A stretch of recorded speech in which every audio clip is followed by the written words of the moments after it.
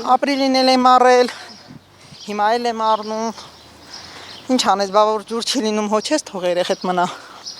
ծարավես շոքին։ Տիկին Գայանեն ջրի շշերով դժվարությամբ է երրորդ հարկ բարձրանում։ Բյուրեղավանում աղիքային վարակի հերթական բռնկումը ծանրացրել է նրա բեռը։ Ամբողջ ընտանիքի համար խմելու ջուրը խանութից են գնում։ Նրա ընտանիքի անդամները նույնպես վարակվել են։ Ծորակի ջուրը խմել չեն կարող, բայց տիկին Գայանեին ավելի շատ վրդովեցնում է անորոշությունը։ Տերանոց է, անտերանոց, բառից բուն իմաստով։ Ոչ ասում են ինչի համար է, ոչ ասում են ինչ ա եղել։ Ոչ ներկայացնում են խոսքի մարդիկ իմանան միջև որ օրը ջուր գնենք։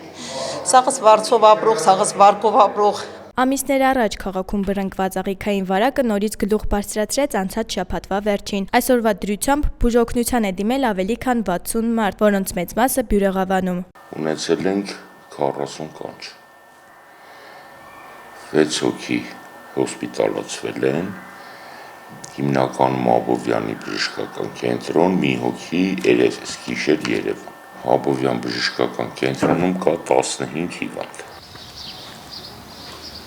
Թեև պոլիկլինիկա դիմել է միայն մի քանի տասնյակ մարդ, բայց գանգատներ ունեցողների թիվը շատ ավելի մեծ է, ասում է համայնքի պոլիկլինիկայի տնօրենը։ Շատերը տնային պայմաններում են փորձում բուժվել, իրենց բժիշկների հետ մշտական կապի մեջ լինելով։ Դե ընտանեկան բժիշկները կապի մեջ են իրենց բնակիչների հետ, փոքր տեղա բոլորը իրար ճանաչում են։ Զանգերով խորհուրդներ, ոնց անենք, ինչ անենք, հիմնականում կանչերը լինում են այն ժամանակ, երբ որ երեխաներն են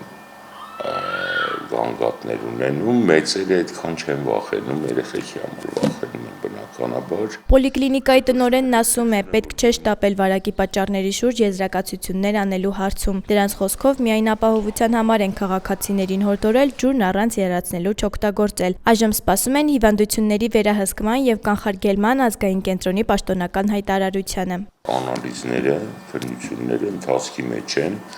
Ես օրինակ չգիտեմ, որ կարելի է մի ժամում այդ նմուշառումների պատասխանը ստանալ, այդպես բան չկա, եթե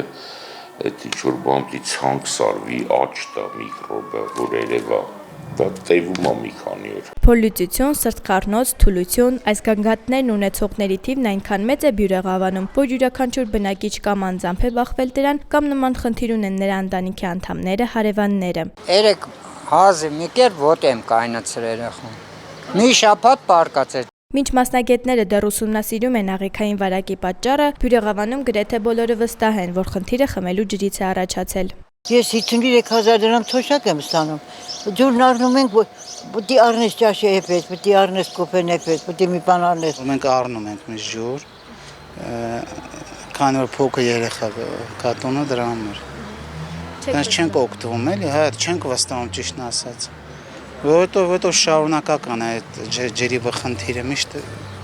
է դառնում։ Օրը երկու անգամ ջուր են տալիս, մի հատ ժամը 7-ից առավոտյան 9, մի հատ էլ երեկոյան 7-ից 9, տված ջուրն էլ թույնն է։ Ինչ ասենք, անտեր երկրում ենք ապրում։ Աղիքային վարակի տարածման նախազանգից 4 օր անց առողջապահության նախարարությունը այսօր հայտնեց, որ ջրի 14 նմուշառումներից 3-ում շեղումներ են հայտնաբերվել, մինչդեռ ավելի վաղ Վիոլա ջուրը հայտարարել էր, որ ջրում շեղումներ չկան, նույն պատկերն է, ինչ ապրիլին։ Պատժվել է արդյոք այն ժամանակ Վիոլա ջուրը թե ոչ, հայտնի չէ։ Փաստ է միայն, որ խնդրին, որից սկսվել է առաջին բռնկումը, հնարավոր լուծում չի տրվել։ Եթե այն լուծված չլիներ, հազիվ թե 3 ամիս անց նույն ախտանշաններով ուղեկցվող վարակի երկրորդ բռնկումը լիներ Բյուրեղավանում։